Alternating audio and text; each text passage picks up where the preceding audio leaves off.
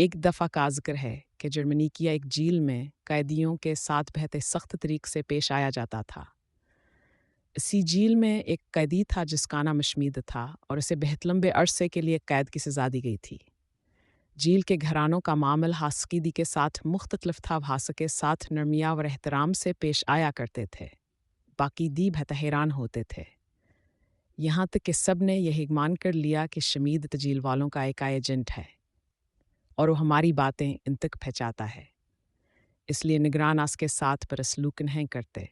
دوسری طرف شمید تہمیش حقس میں کھا کر نہیں یقین دلاتا تھا، کہو صرفاور صرفان کی طرح کا ایک قیدی ہے اور جیل کے نگرانوں کے ساتھان کا کوئی تعلق نہیں، مگر باقی قیدی اس کی بات کو جھوٹا سمجھتے تھے اور کہتے تھے کہ اگر تم جاسوس نہیں ہو تو پھر ہمیں اس بات کا سبب بتاؤ جس کی وجہ سے نگران تمہارا احترام کرتے ہیں اور تمہارے ساتھ اچھے طریقے سے پیش آتے ہیں۔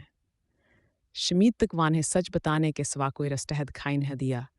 اس نے سب قیدیوں کو جمع کیا اور ان سے پوچھا، تم لوگ اپنے ہفتہ وار خطوط میں کیا لکھتے ہو؟ سب نے کہا، ماں نگرانوں کی سختی، اپنی آن سے نفرت اور انمالون نگرانوں کے اپنے اوپر ڈھائے جانے والے ظلم کو لکھتے ہیں۔ شمید تمسکرایا اور کہا، مگر میں اپنی بیوی کو لکھے جانے والے اپنے ہفتہ وار خطوط کی آخرستور میں نگرانوں کے حسن سلوک کے بارے میں لکھتا ہوں، حتیٰ کہ بعض نگرانوں کے نام کر ان کی تعریف بھی کرتا ہوں۔ قیدی شمید تک کی بات سے بہت حیران ہوئے۔ ان میں ایک نے بہتغصے سے کہا، اس بقا تمہارے ساتھ اچھے سلوک کا کیا تعلق ہے، حالانکہ تم نگرانوں کے ظلم سے واقف ہو؟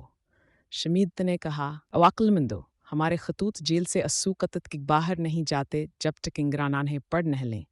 وہ لکھی جانے والی ہماری چھوٹی بڑی بات ہے آگاہ ہوتے ہیں، وہ تم لوگوں کے انفرت کے بارے میں بھی جانتے ہیں۔ اب تم لوگ اپنے خطوط لکھنے کا طریقہ بدلو، پھر دیکھو کیا ہوتا ہے۔ اگلے ہفتے سے قیدی بہت حیران ہوئے کہ نگرانوں کا سلوک شمید تسمیت تمام قیدیوں کے ساتھ بہت برا ہو گیا۔ شمید تب حیران ہوا اور سب قیدیوں کو جمع کر کے پوچھا کہ تم لوگوں نے اپنے خطوط میں کیا لکھا تھا؟ سب نے کہا، ہم لوگوں نے یہ لکھا تھا کہ شمیدت نے ہمیں ایک نیا طریقہ بتایا ہے کہ کس طرح نگرانوں کو دھوکہ دیں اور ان کا اعتماد اور رضا حاصل کرنے کے لیے اپنے ہفتہ وار خطوط میں ان کی جھوٹی تعریفیں کریں۔